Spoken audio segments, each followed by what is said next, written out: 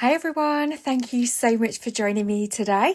So first of all, I'm just going to share with you some new card making products that I've purchased, and then we're going to get into our card making video for today.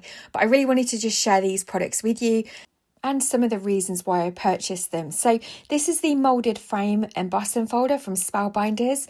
As you can see, it will create an embossed frame that fits a 4¼ by 5½ inch card, but you're not restricted to just that size card. There's definitely ways that you could use it on a bigger card, like a 5x7, and also ways that you could cut it down too. I've also got this 3D emboss and cut folder. Now this is a skinny folder, so it would fit through the Spellbinders mini die cutting machine, the Scout. And I love the fact that you've got these dies to cut out the embossed frames. So this is really useful when you want to create a focal point on your card, to have that extra detail, to have like a smaller die cut embossed piece that you can put a focal image on. I just think it's really versatile. So I'm really looking forward to playing with that. And it's called the Postage Stamps 3D Emboss and Cut folder. And as it highlights on the packaging there, I know I've mentioned it, but it will work in the mini die cutter machine from Spellbinders. So a really useful one to have if you've only got a smaller machine. It's nice to know there's more products out there that can be used with that. Then I bought the Puffy Hearts Embossing folder. Again, this is from Spellbinders from the Simon Hurley collection. This is a really large embossing folder. It's a 3D embossing folder, so you're going to get lots of lovely dimension when you emboss a panel through this. And actually off camera, I have started using this multiple times on different cards. It's going to be one of those that I think is going to be well used and well loved in my stash.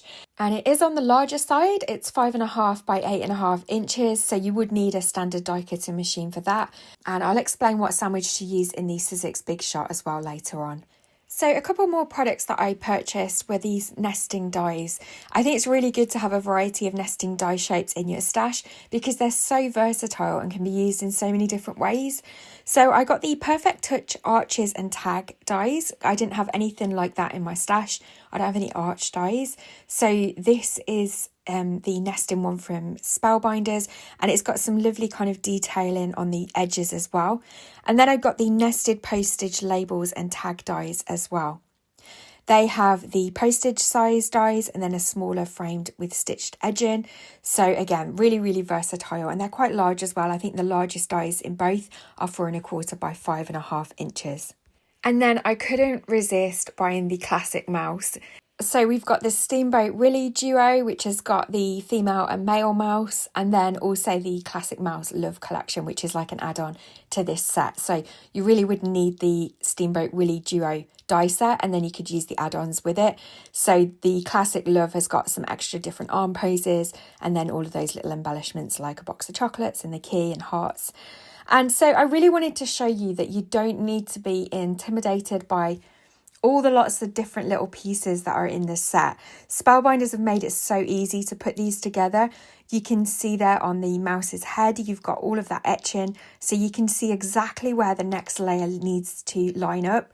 And once you die cut all of your pieces, it really is easy to put them together. Again here, this is the body of the female mouse, and you can see all of the etched lines there, so you can see where her skirt's going to go, her shoes are going to go. And all of these dies fit through the Platinum Scout die cutter machine. So this is a mini die cutter machine. And what I love about it is it has a slightly wider opening. So it's 3½ inches wide on the platform.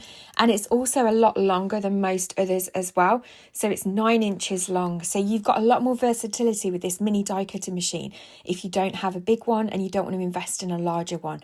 Obviously, you wouldn't be able to use lots of bigger nesting dies, but little character dies like this that Spellbinders create, they work perfectly in it. And I just love having my mini die cutter machine. Even though I've got a larger Sizzix Big Shot, I love my Scout because it's just so handy, especially when you're working with smaller dies, to just keep it on your desk. It's just a lot easier to work with.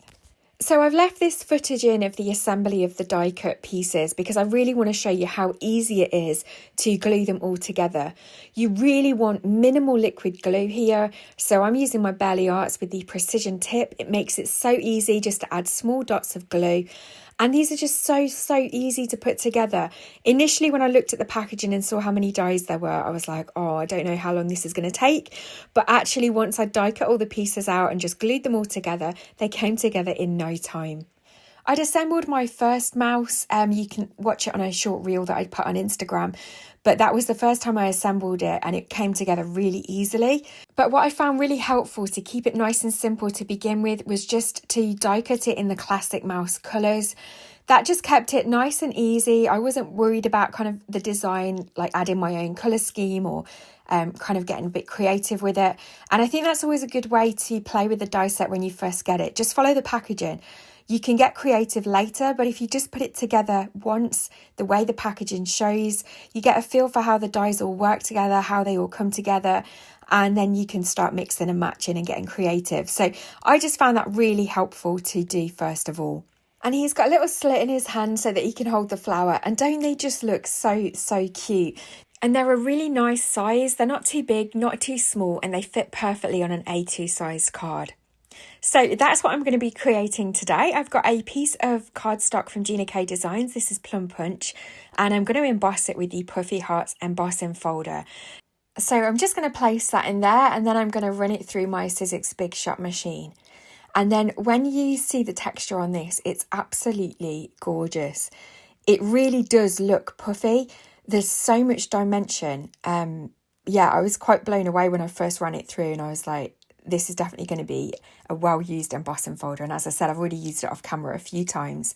This was the plate setup I used. So my base plate, my A plate, and then one clear cutting plate. That was how I found it best to run it through my die cutting machine.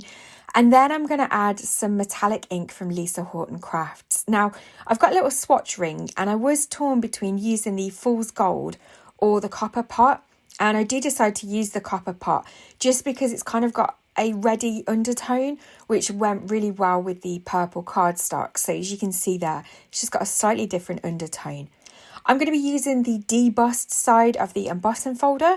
So that's going to leave all of the hearts purple, but we're going to have this gorgeous metallic ink over the top. I'm just working on a piece of copy paper so that I don't get ink all over my desk.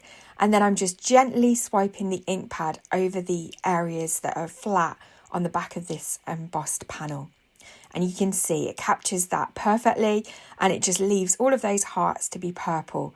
And then the shine on this ink is just incredible. If you haven't tried the metallic inks from Lisa Horton Crafts yet, I highly recommend them.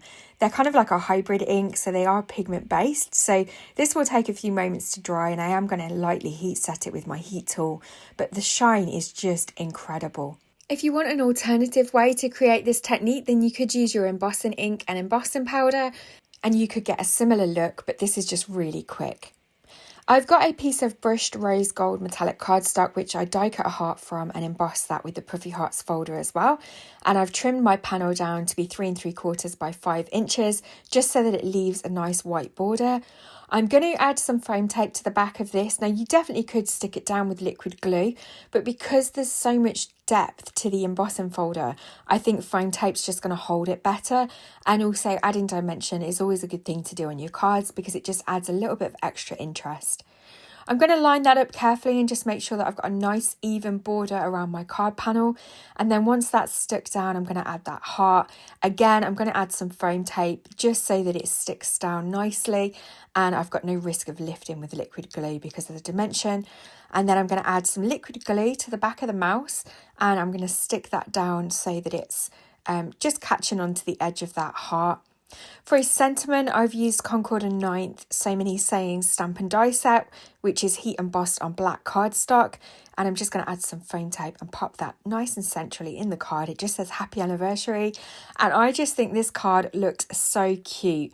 So let me know in the comments what you think of this. Do you like seeing die cut card ideas? Do you like seeing die cuts be put together? Or is it just not your thing at all? Let me know in the comments below.